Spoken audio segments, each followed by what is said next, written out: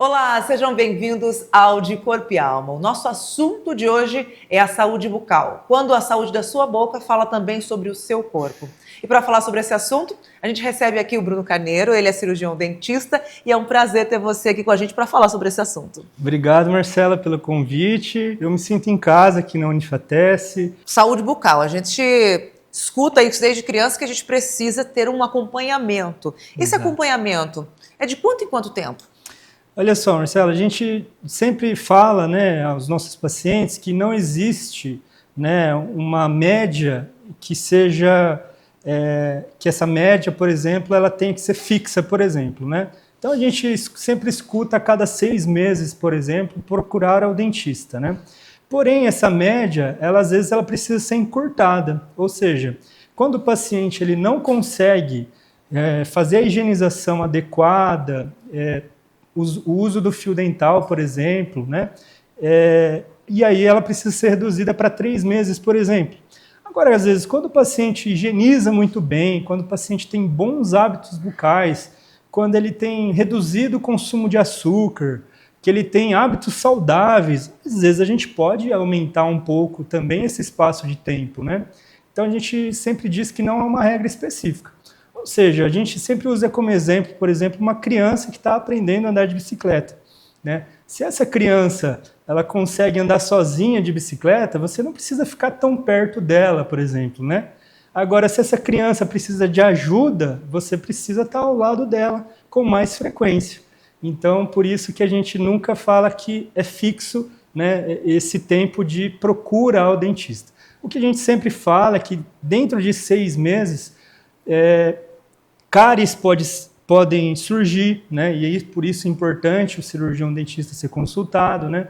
Doenças periodontais, né? O próprio câncer bucal, que é uma doença muito séria também.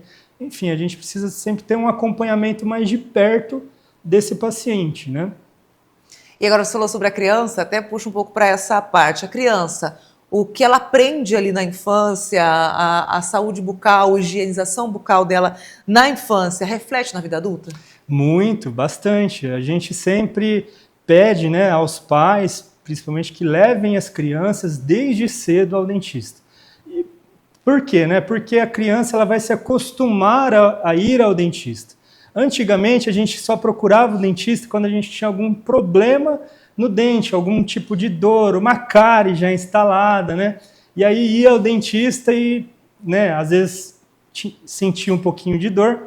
Isso daí refletia, né, lá antigamente nessa criança. E aí a criança criava as avessas ao dentista, não queria mais ir ao dentista. Por isso que é importante a introdução ao dentista. Né? Porque a criança só tem dente de leite, eu não preciso levar ao dentista. Não, precisa sim. A gente precisa cuidar desde cedo dessa criança. Até porque esse dente descido, que é o dente de leite, ele vai servir também para o dente permanente vir. Então, quanto antes levar a criança ao dentista para ver também se esses dentinhos que estão nascendo, né, eles estão vindo também da maneira correta, enfim. Por isso a importância de levar desde cedo para não criar nenhum tipo de trauma na criança e levar isso para a fase adulta, né? Porque na minha infância o trauma era aquele motorzinho que a gente escutava lá da recepção, o motorzinho. Aquele barulhinho hoje ele é menor, as pessoas ainda têm medo, porque muito adulto eu acho que ainda tem medo daquele barulhinho, daquele motorzinho, né? É verdade, Marcela. Esse motorzinho aí, às vezes é o terror, né, dos pacientes, mas hoje a gente tem o motor elétrico, por exemplo, que ele não faz mais barulho, né? Isso remete àquela imagem da infância, às vezes, quando a gente passou algum momento de dor, né? Esse motor elétrico, ele não tem mais barulho, mas comumente hoje ainda é utilizado, né? O nosso motorzinho que tem barulho também, infelizmente. Mas a gente tem outras medidas para tentar o controle de ansiedade também do paciente. Porque a gente sabe que o paciente, ele às vezes não procura o dentista, né, por causa do medo. E aí a gente tem algumas maneiras de tentar controlar a ansiedade, né? Então não é mais desculpa, tá? Para você não procurar o dentista.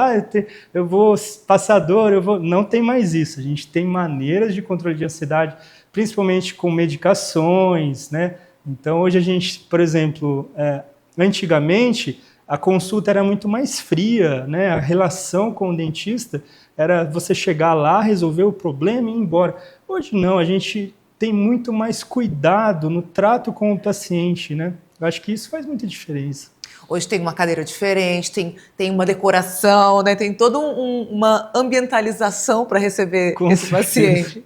A gente coloca TV no teto, por exemplo, uma cadeira de massagem na cadeira, né? A gente utiliza alguns artifícios, né, para a gente conseguir realmente dar mais conforto no atendimento ao paciente. Mas eu digo que o mais importante realmente, né, é que o dentista consiga se conectar ao paciente, traga uma tranquilidade para ele, traga uma segurança, uma confiança no que ele está fazendo, né? Enfim, isso daí eu acho que é o mais importante. É isso. Agora vamos falar sobre essa parte dos cuidados, já na vida adulta ali, para ficar atento, porque, como a gente está falando, a saúde bucal é um termômetro para a saúde do corpo. Exato. Quando a pessoa precisa ficar atenta ali que algo está errado na saúde bucal? Sim. Então, assim, os principais problemas, né, que podem acontecer, às vezes, na saúde bucal, por exemplo, é sangramento gengival, né? E nada no nosso corpo sangra por acaso, vai sangrar sem ter um motivo. Então, se está sangrando, é porque tem algum sinal de inflamação no nosso corpo, né? Então, as pessoas, às vezes, acham que é normal escovar os dentes e sair um pouquinho de sangue na hora que está cuspindo ali. Não é normal isso, né? Ou quando passa o fio dental e quando passa o fio dental. Eu acho que o fio dental é muito menosprezado, sabe? Porque ele tem uma eficiência de limpeza entre os dentes ali muito grande também. E as pessoas têm pouco hábito ou às vezes não sabem passar bem o fio dental também, né? Então, o sangramento eu diria que é o primeiro sinal clínico assim que a gente poderia dizer que é o mais importante, né? Ligado a isso, né, as pessoas podem às vezes apresentar problemas de gengiva, problemas periodontais que a gente chama, que é a periodontite ou gengivite, né? A periodontite, por exemplo, hoje em dia, ela está muito ligada a doenças sistêmicas como diabetes, hipertensão, dislipidemia. Por quê? Porque a periodontite é uma inflamação crônica da gengiva, ou seja, ela está jogando lixo na corrente sanguínea. Ou seja, essa inflamação que ocorre ali, que está localizada às vezes ali, está na corrente sanguínea do paciente. Isso vai interferir, por exemplo, com a diabetes, por exemplo, né? Que a diabetes também causa um efeito negativo na periodontite, que é dificultar a cicatrização do tecido. Ou seja, ele dificulta o reparo, esse tecido está inflamado, ele precisa de um reparo, porém a diabetes está dificultando a vida dele aqui. Ao mesmo tempo, a diabetes, jogando esses fatores de inflamação na corrente sanguínea, dificulta, por exemplo, a quebra da insulina, ocasiona, né, também os problemas cardiovasculares também. Então, hoje em dia, a gente sabe que é uma via de mão dupla entre a diabetes e a periodontite. Por isso que o cirurgião dentista, hoje em dia, ele precisa estar atento a esses sinais, ele precisa orientar o paciente e investigar também. Ele não pode mais só examinar a boca, ele precisa ver se o paciente, aferir a pressão arterial, por exemplo, do paciente, para ver se tem pressão alta, por exemplo, né? O controle de índice glicêmico, por exemplo, também, Marcela, que é muito importante. Se a gente for ver, a cada 10 pessoas, uma tem diabetes, porém 4 delas não sabem se tem ou não tem a diabetes. Então, olha só, é um número muito grande, às vezes até metade da população pode ter a diabetes, né? Então, a gente está falando de um número muito grande da população. Isso associado a hábitos não saudáveis, por exemplo, como uma alimentação ruim, a falta de exercício físico, por exemplo, também, e hábitos de higiene bucais precários, isso torna-se uma bomba relógio para o paciente. O paciente está inflamado, o paciente está jogando lixo, né, na corrente sanguínea. Ele está disposto ali a ter um problema cardiovascular também. né? Então, olha só a magnitude que isso toma, né, quando o paciente tem ali um problema periodontal, né? Então, hoje o dentista é responsável por investigar outras causas associadas a essas doenças bucais. Muita gente acha que, não, eu só vou ao dentista, porque eu estou desconfiado que tem uma cárie.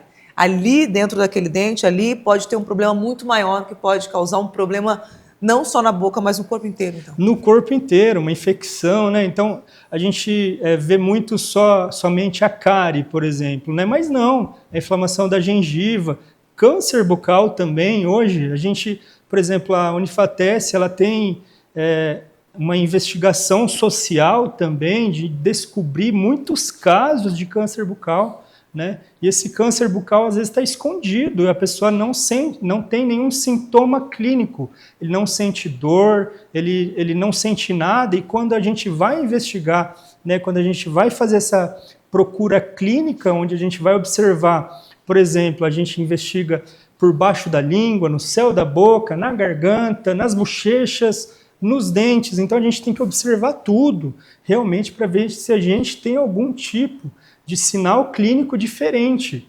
E aí tentar, né, dizer a esse paciente, né, dos cuidados que ele deve ter também para melhorar essa inflamação. Ótimo. Agora a gente vai para um rápido intervalo e já a gente volta falando mais sobre saúde bucal e como a saúde da sua boca pode falar sobre a saúde do seu corpo também. A gente volta já.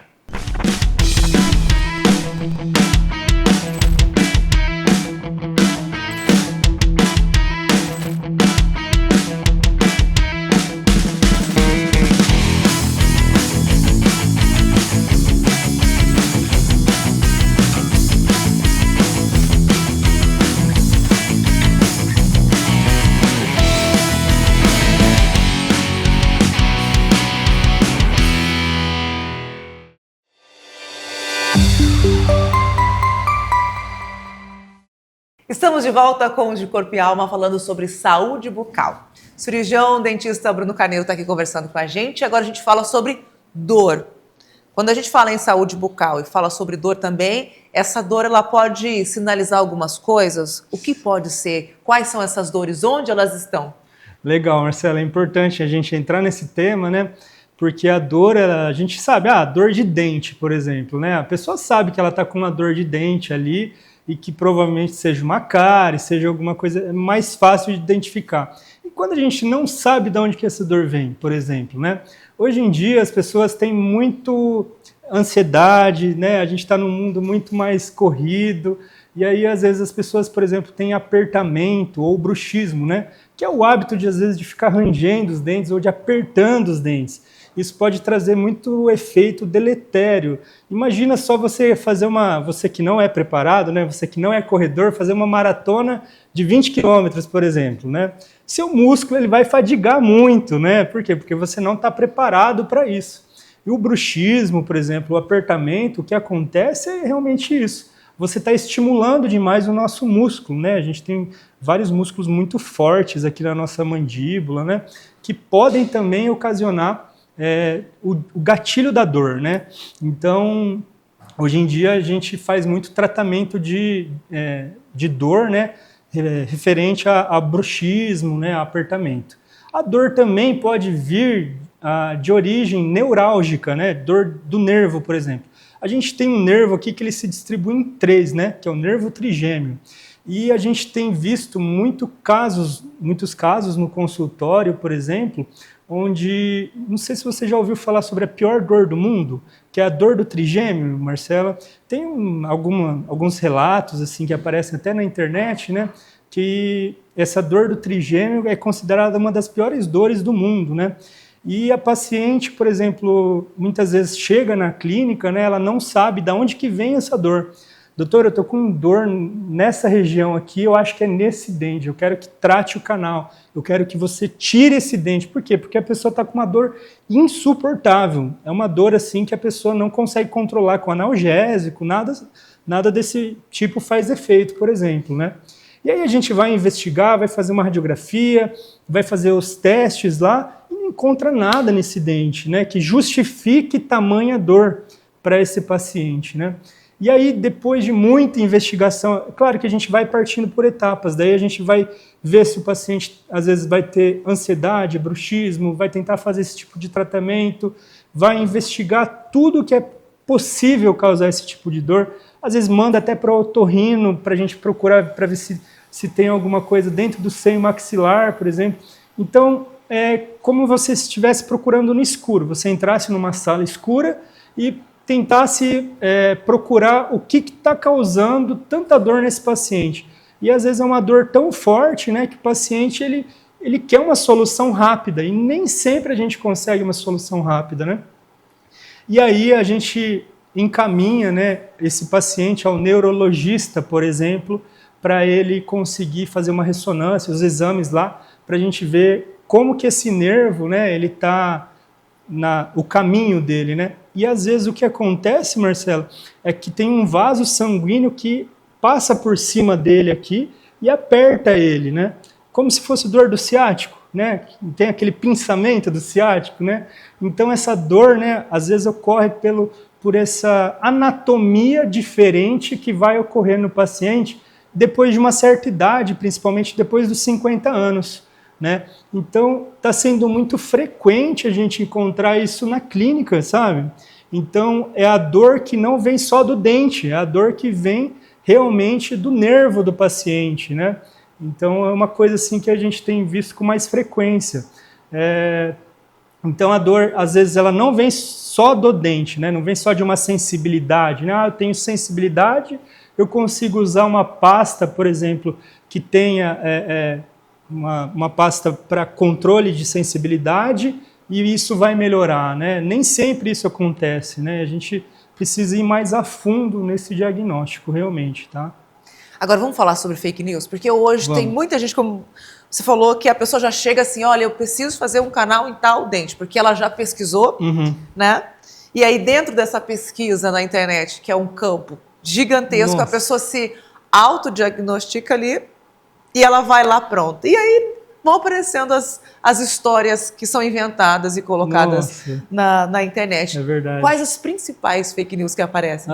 Eu acho assim, Marcela, hoje a gente está perdendo mais tempo para desfazer a fake news do que realmente para dar informação, né, pro paciente. Então, assim, a gente vê muitos produtos vendidos pela internet, muita gente cai nessas armadilhas, né, de produtos, às vezes, feitos no fundo de quintal de casa para clarear um dente, por exemplo, né?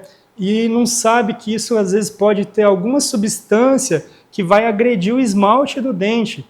E aí a propaganda, ela sempre começa com a mesma coisa. O que os dentistas não querem que você saiba. Gente, pelo amor de Deus, isso não existe, tá? Cuidado, a gente está vendo no TikTok, por exemplo, muitos adolescentes caindo nisso mesmo, sabe? Buscando essa solução rápida e barata para a gente conseguir, por exemplo, ter um dente mais branco. A gente precisa ter cuidado com isso. A gente está vendo também até a odontologia biológica, assim, que está sendo muito combatida pelo nosso próprio conselho de odontologia também, onde alguns dentistas sugerem que seja feita a extração de dentes que têm canal. Isso não existe, tá? Isso não tem comprovação científica. Como se o tratamento de canal, o tratamento endodôntico, fosse causar algum tipo de câncer, alguma coisa assim. Então, assim, são muitas situações, né, que levam a gente a ter que ficar rebatendo esse tipo de informação, né? E que não é legal, né, para o paciente. O paciente depois chega na nossa clínica, às vezes, com uma sensibilidade muito grande porque utilizou esses produtos de fundo de quintal, por exemplo, né? Isso é muito perigoso para trazer algum tipo de prejuízo realmente para o próprio paciente, né? Então, acho que isso daí é a pior coisa que tem. A parte da estética eu acho que está pegando muito, porque as pessoas querem entrar em um padrão que não existe. O dente branco, por exemplo, acredito que nenhum dente é branco de verdade. É uma observação minha, que não entendo da área, Sim. Ou assim... Cada pessoa, seja por genética, tem um tom ali do dente, ele não é branco, senão fica muito falso, né? Sim, assim, é muito gosto também, né, Marcelo? A gente não pode julgar, mas tem gente que gosta de um dente branco papel, aquele branco, né, realmente exagerado. Hoje isso, graças a Deus, tem caído muito, sabe? Porque eu não acho bacana também. Eu gosto de um branco mais natural, né? E a gente com clareamento, às vezes, consegue um resultado bom realmente. E o clareamento feito na clínica. A gente não utiliza produtos que vão estragar o dente, por exemplo. A gente utiliza produtos que vão realmente ter uma eficácia científica, que não vai agredir o dente, né? Ah, mas o clareamento causa sensibilidade. Mas é porque o dente perde água, né? Então ele perde a hidratação dele temporariamente, e por isso que causa aquele tipo de sensibilidade. Depois que o dente reidrata, depois que ele ganha a saliva, a própria saliva, por exemplo, vai reidratar o dente volta ao normal. Então, assim, a gente precisa realmente combater essas fake news aí, Marcelo. Falando sobre sensibilidade, tem um motivo para o dente ficar sensível ou são N fatores? Sim, muito às vezes está relacionado, né, à perda do esmalte dental. Então, o dente ele tem várias camadas. A camada de proteção dele é o esmalte. E esse esmalte ele é muito fininho, ele é como se fosse um vidro que reveste o dente, porém muito fininho. Se ele sofrer, por exemplo, com ações ácidas, né, nossa boca tem um pH às vezes mais ácido, ou quando a gente tem refluxo, ou quando a gente tem hábitos parafuncionais, igual a gente estava falando agora há pouco também do bruxismo, ou a gente tem uma higienização muito forte. Uma outra coisa também muito importante dizer, né? Utilizar a escova com cerda muito dura, isso daí não pode, tá, gente? Isso daí vai estragar a sua gengiva, não usem. Tem que ser escova com cerda macia, procurem usar escova com cerda macia. Ah, mas eu gosto da dura porque parece que está escovando. Não, você está estragando a sua gengiva, tá? Então toma cuidado com isso, você não vai higienizar melhor não, tem que ser escova macia. Sempre uso como exemplo um polimento de um carro, né? Se você for polir o carro e colocar muita força na lataria, você vai queimar a lataria, né? O dente é a mesma coisa, você não pode colocar força nele porque você não vai melhorar a higienização, né? Então, assim, a sensibilidade, né, ela se dá muitas vezes pela perda desse esmalte dentário, né? E realmente muita gente sofre. Você sofre com isso, Marcelo? Às vezes sim. E eu escovo muito forte também o meu dente. Aí serviu pra mim. Mas depois, esse esmalte, ele se repõe sozinho? Como é que funciona? Não. Perdeu, acabou? Não tem muito o que fazer. Vou ter que aprender então a escovar o dente também. Tem que escovar mais devagar. A gente sempre fala assim, as pessoas estão escovando cada vez mais rápido por causa do tempo, né? Falta de tempo, enfim. Então, uma escovação que deveria durar de 3 a 5 minutos, hoje ela dura menos de 1 minuto. E quando você está com pressa, você coloca realmente mais força, né, na escovação. Então, por isso que a gente precisa ter mais tempo de escovação, durar mais tempo, né, com uma escova macia realmente, tá? Agora, para a gente ir finalizando nossa conversa, teria muita coisa para a gente conversar aqui, muita. Mas assim, a parte dental tem muito a ver com genética? Se o dente do pai ou da mãe é quebradiço, do filho pode ser, se o dente já tem um tom mais amarelado, se tem umas pintinhas assim no dente, isso tem a ver com genética? Como é que funciona? Então, Marcela, é assim, a parte genética, ela tem certa porcentagem realmente, né, de significância de fator clínico no paciente, às vezes devido por exemplo, a anatomia do dente, ou às vezes a algum tipo de deformação, ou algum tipo de doença de gengiva também, porém ela não é determinante. Os hábitos bucais, né, fazem muito mais importância do que realmente a genética, né? A gente sabe que a genética é pequenininho perto do hábito bucal. Então, às vezes a pessoa fala assim, mas eu tenho esse problema de gengiva porque minha família toda tem. Mas se ela tiver um hábito bucal diferente de toda a família também, ela não vai experimentar do mesmo efeito que a família toda tem.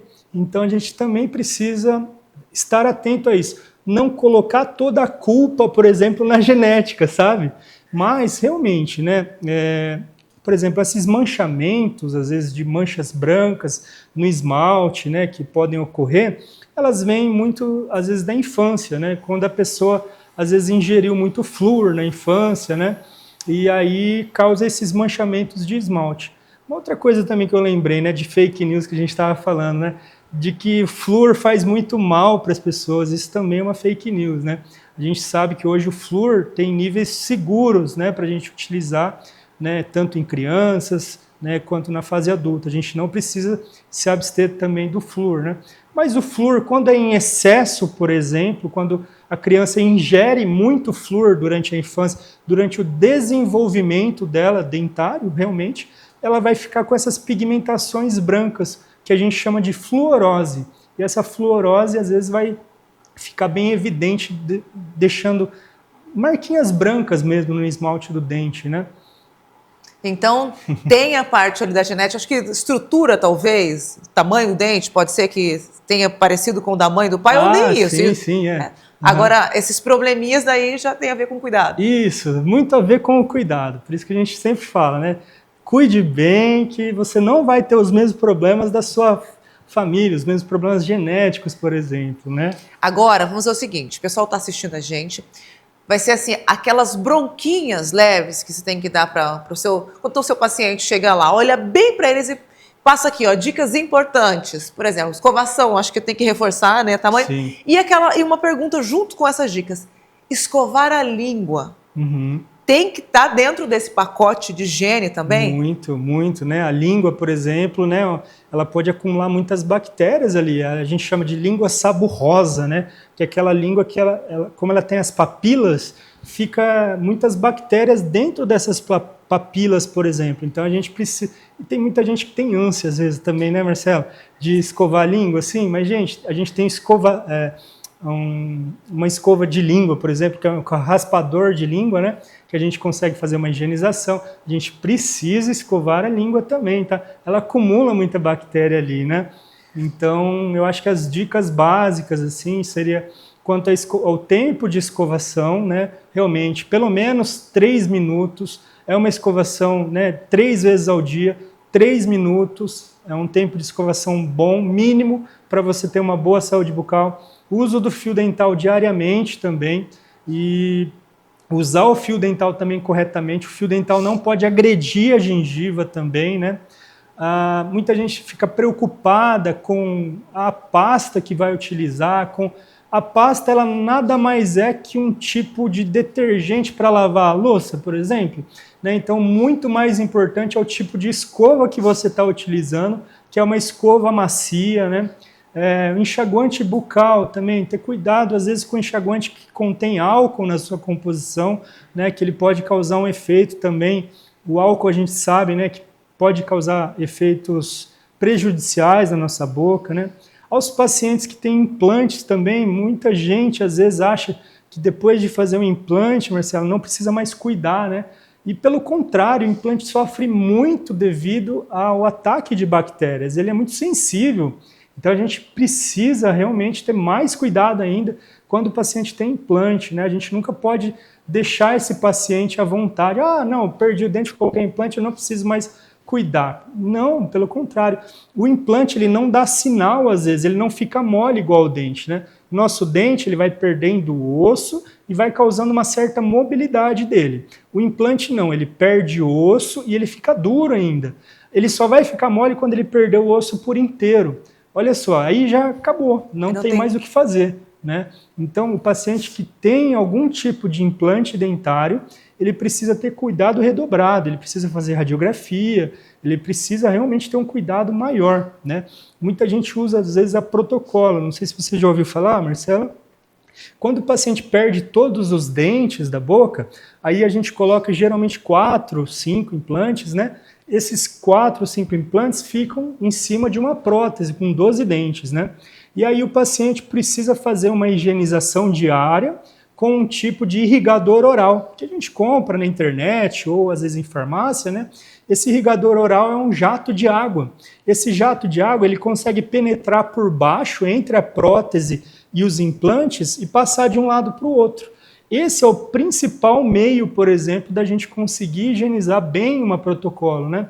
E muita gente usa hoje em dia, Marcelo, graças a Deus, né? As pessoas não têm mais a dentadura, né? As pessoas estão se livrando da dentadura, né? Porque a dentadura realmente é uma dificuldade muito grande, assim, para o paciente mastigar, para o paciente ter uma qualidade de vida. É dificuldade mesmo, né? E agora com os implantes não, mas ao mesmo tempo elas precisam lembrar que elas precisam cuidar muito bem disso. Eu costumo dizer que é igual um carro que você compra na concessionária e você não se preocupa mais em trocar o óleo. Como assim? Você precisa fazer a manutenção desse carro para ele continuar tendo uma qualidade ali, né? Para ele continuar funcionando bem, né?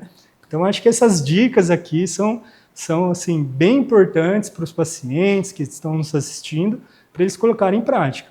Eu acho que na próxima conversa que a gente tiver aqui, eu acho que vamos falar sobre implante. Eu acho que é muito importante. As pessoas ainda têm um medo de falar, é incisivo, e talvez falta o conhecimento, a informação para chegar, para ir com tranquilidade, procurar essa facilidade que é para a vida, né? Realmente. Vamos marcar uma próxima conversa, então? Vamos sim.